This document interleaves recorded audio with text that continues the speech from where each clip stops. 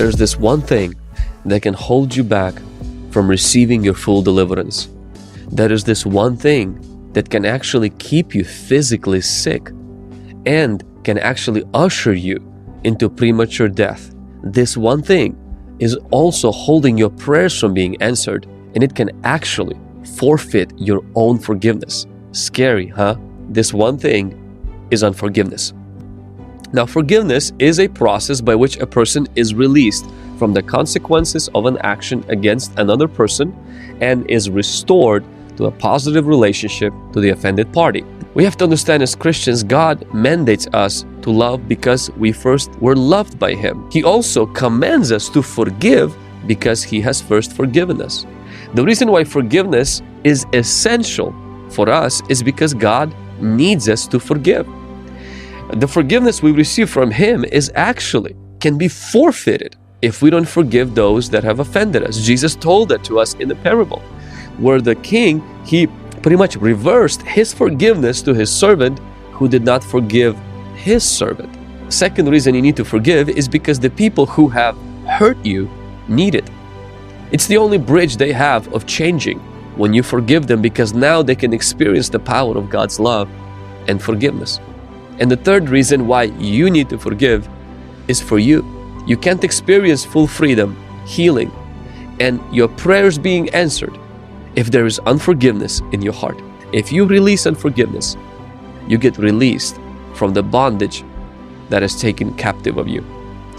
Somebody said that to forgive is to set the prisoner free and to discover that the prisoner is you. I heard another quote that he who cannot forgive breaks the bridge over which he himself must pass. In Matthew chapter 6, verses 14 through 15, Jesus says, "If you forgive men their trespasses, your heavenly Father will also forgive you. But if you do not forgive men their trespasses, neither will your heavenly Father forgive your trespasses." So I want to mention next 10 things of what forgiveness is and forgiveness is not. Number one is forgiveness is not overlooking the wrong, excusing the wrong, minimizing the wrong, or taking the blame for someone else's wrong. When Joseph forgave his brothers who did what they did to him, he wasn't excusing what they did. He wasn't taking their blame, and he wasn't minimizing it. So when you're forgiving somebody, you're not minimizing the pain, the hurt, and the wrongness of what they did. Secondly, is forgiveness is not waiting for an apology. This is huge. So many people hold their forgiveness toward their offender until their offender comes to the realization of what they did was wrong. Jesus forgave those who have put Him on the cross. They never apologized. In fact, they were mocking Him as He was forgiving them. You don't need to wait for them to repent for you to forgive them. Forgiveness doesn't need them. It just needs you to respond to God in that situation and forgive them. Number three is forgiveness is not forgetting and ceasing to feel pain. See, forgiveness starts the healing process, but forgiveness doesn't immediately mean you will be healed immediately. Jesus helps you. Jesus heals our hearts, not just our bodies. And so when you begin to experience that forgiveness, your wounds, the ones that hurt, will be turned into scars. And then your scars will become your testimony, a testament of God's goodness and grace. But the residue will still be there. Even Jesus has scars to prove of what He went through on the cross. And so the idea that if you forgive immediately, you will stop feeling pain or you will quickly forget, forgive and forget. I know we say that in our culture, but it's not possible to forget some of the things that we went through. Fourth thing is forgiveness is not a one-time event.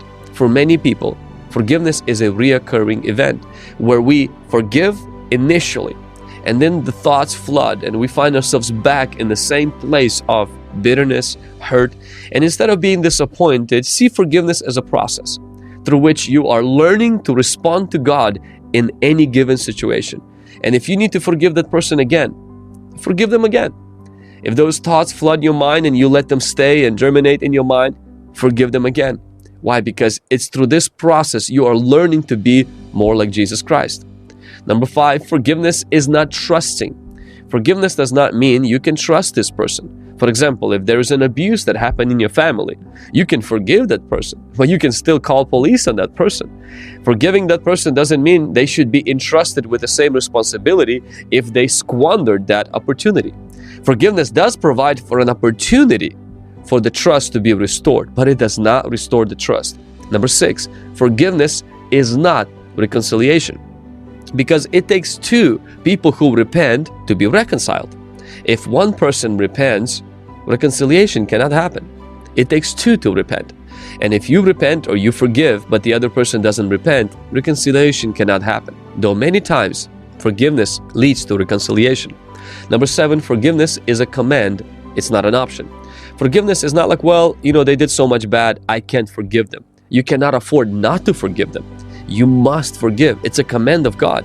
Don't wait on your feelings and your mood to catch up. Just take a step of faith and do what God asked you to do, and you will see God on the other side giving you strength to forgive that person.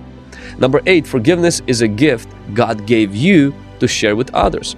If you begin to look at the forgiveness you received from God as not just like a bottle where it has only one opening, but as a channel that has an opening on one end and has an opening on the other end, then you will see that God wants you to be a carrier of forgiveness, not just a container of forgiveness. So many times we receive and we benefit from the forgiveness of God. Our guilt is removed, our shame is removed, our relationship with God is restored, and we feel like, well, praise God. Well, forgiveness is not meant to be that only. Forgiveness is a gift God wants you to share with other people. Number 9, forgiveness is not a feeling, it's a decision. You don't have to feel like you've forgiven. You can make a decision and forgive. Sometimes our feelings are not the best indicators of what is happening to us, actually, of what is happening in us. So don't pay attention to your feelings. Pay attention to the decisions that you have made, because that is what matters. And number 10 is forgiveness does not change the past, but it will enlarge your future. It can't change what they did, how they did it, but it can change what you're going to do in the future. So there's only one way to forgive, and that is to be reminded how you have been forgiven. The key to forgiveness is this: we forgive because we have been forgiven.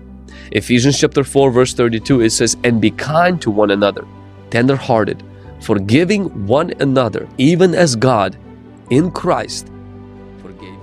That's our time in this video. I believe you were inspired by it. Then give it a thumbs up and subscribe if you're new to this channel for more great content like this.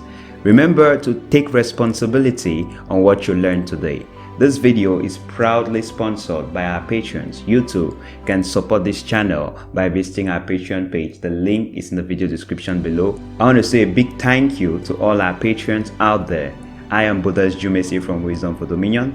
Thank you for watching, and see you